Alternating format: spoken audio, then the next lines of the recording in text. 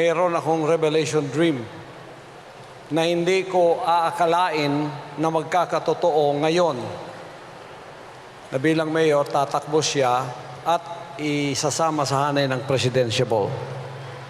Ang pinakahihintay natin na magsalita to greet the kingdom nation and all congregations all over the world.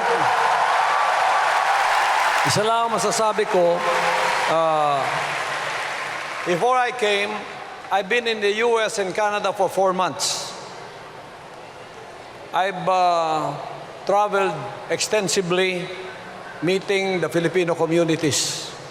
Hindi naman sa pagpapatabi sa iba, pero I'm not biased in a sense na dinagdagan ko istorya, hindi.